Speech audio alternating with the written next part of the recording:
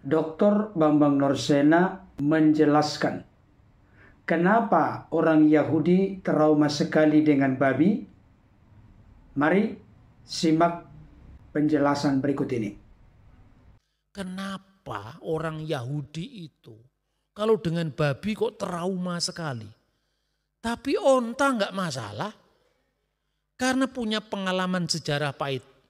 Tahun 167 tanggal 9 bulan Kislev sekitar Desember.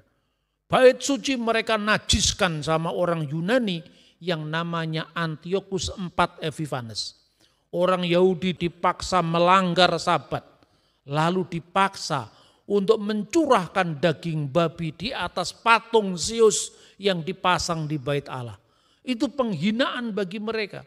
Jadi setiap kali ingat babi, mereka ingat bangsanya dilecehkan.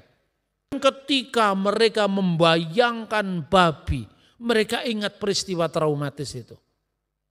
Tapi persalahannya tetangga sebelah yang tidak punya pengalaman traumatis dengan babi. Kenapa mereka jadi lebih anti babi ketimbang Yahudi? Ini akibatnya kalau tafsiran minimalis yang tidak paham sejarah. Lo ini tidak tahu sejarahnya tapi mereka lebih anti ketimbang yang tahu sejarahnya. Terus terang, saya sangat suka dan senang dengan materi yang disampaikan oleh hambanya Dr. Bambang Norsena. Beliau adalah seorang yang sangat tahu isi Alkitab. Tetapi tahu sekali dengan sejarah. Bahkan sampai beliau pernah membuat sebuah moto atau pernyataan singkat yang menurut saya sangat-sangat luar biasa. Dan itulah yang mewarnai setiap beliau membahas tentang doktrin ajaran kekristenan, tidak bisa lepas dari moto ini. Beliau pernah berkata begini, iman yang penuh bakti adalah mitra dari sejarah yang penuh bukti. Dan saya ingin menegaskan kepada kita, ketika seseorang ingin mengeksplorasi, menggali, mengerti dan memahami Alkitab, adalah sangat indah, sangat bagus konklusi kesimpulan yang diambil. Ketika seseorang juga secara luas dan mendalam mengerti dan memahami historisitas atau kesejarahan yang ada. Demikian juga dengan konteks yang kita tahu bersama, di mana di dalam Imamat 11 jelas dikatakan bahwa orang-orang Yahudi, bangsa Israel, tidak diperbolehkan makan daging babi. Sekalipun dalam Imamat 11 itu disebut dengan babi hutan, sama saja mau babi yang dipelihara maupun babi hutan, itu haram bagi umat Israel. Tetapi jangan lupa, kalau ada orang-orang di luar Kristen yang membuat sebuah konklusi kesimpulan bahwa hanya babi yang haram dalam konteks bangsa Israel, itu merupakan sebuah konklusi kesimpulan yang keliru. Kenapa saya katakan demikian? Karena unta, pelanduk, kelinci itu juga haram bagi umat Israel. Urutan pertama itu unta, kemudian pelanduk, kelinci, baru babi hutan atau babi. Tetapi ternyata dalam pengalaman sejarah yang ditulis dalam sejarah oleh para penulis sejarah, jelas menunjukkan, membuktikan ada alasan atau argumentasi kenapa orang-orang Yahudi begitu trauma atau trauma sekali dengan babi. Itu semua terjadi tidak bisa dipisahkan dari kesejarahan yang ada. mereka pernah punya pengalaman sejarah yang pahit. Seperti yang telah dijelaskan oleh hambanya Dr. Bambang Nursena, bahwa ternyata bait suci itu pernah dinajiskan oleh orang Yunani bernama Antiochus IV Epiphanes sekitar tahun 167. Dan bukan hanya itu, orang Yahudi juga dipaksa untuk melanggar hari Sabat. Dan yang paling membuat mereka trauma sekali terkait dengan babi adalah karena orang Yahudi juga dipaksa mencurahkan daging babi di atas patung Zeus yang dipasang di bait Allah.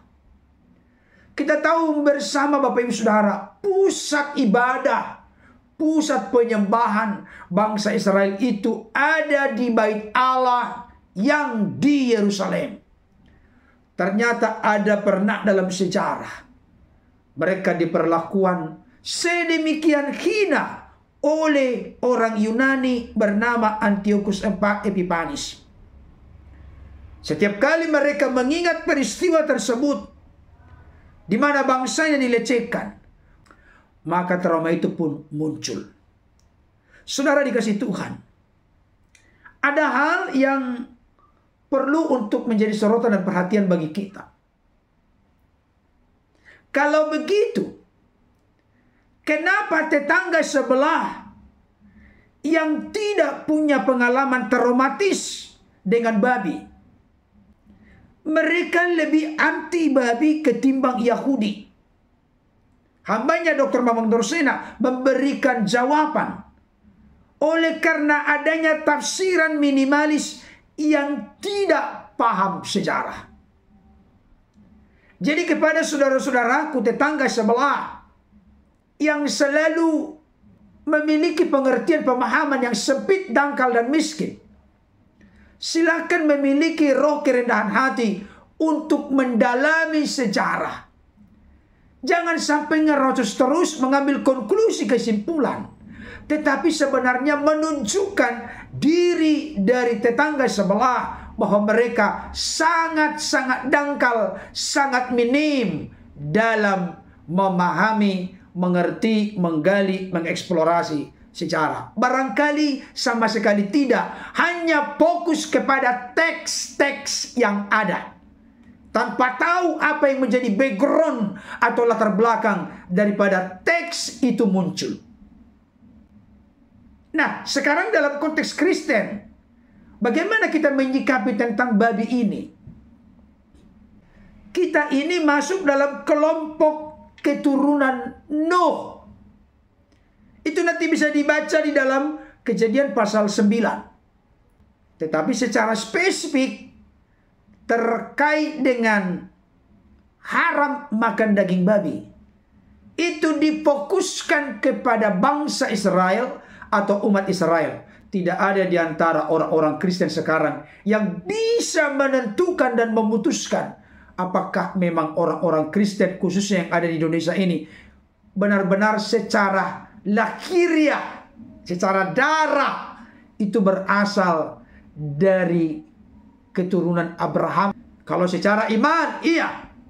Karena yang membuat kita menjadi tanda petik keturunan Abraham bukan karena lahir secara fisik, tapi oleh karena percaya kepada Yesus Kristus. Hal itu jelas terlihat di dalam Galatia pasal yang ketiga, ayat 28 sampai 29 dikatakan begini.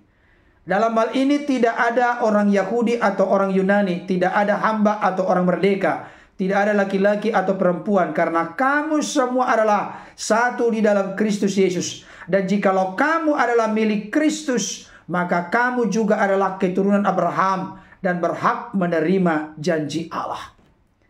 Jadi kita ini bisa dikategorikan keturunan Abraham bukan secara fisik, secara darah, secara daging, tapi karena kita telah menjadi milik Kristus, yang mana kita telah terbuka percaya menerima Dia sebagai Tuhan dan Juru Selamat. Kalau begitu, bagaimana soal makanan dan minuman? Alkitab berkata dengan jelas di dalam Roma 14 ayat 17. Sebab kerajaan Allah bukanlah soal makanan dan minuman, tetapi soal kebenaran, damai sejahtera, dan sukacita oleh Roh Kudus. Ini yang menjadi pedoman bagi orang-orang percaya.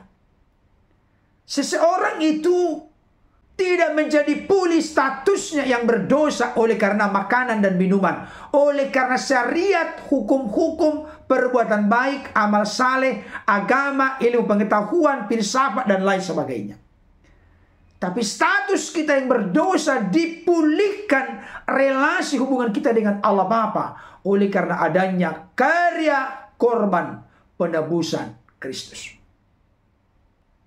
Jadi bagi saudara-saudara kami, tetangga sebelah, kalau memang Anda semua tidak pernah punya pengalaman traumatis tentang babi, jangan terlalu berlebihan anti dengan babi. Kalau memang tetangga sebelah meyakini, mempercayai bahwa babi itu haram untuk dimakan, ya silahkan. Tapi jangan sampai memiliki sikap yang sangat-sangat overdosis atau keterlaluan. Hal itu terjadi biasanya oleh karena minim dalam memahami sejarah. Tapi Dr. Bambang Norsena memberikan pembelajaran berharga kepada kita bahwa iman yang penuh bakti menjadi mitra dari sejarah yang penuh bukti.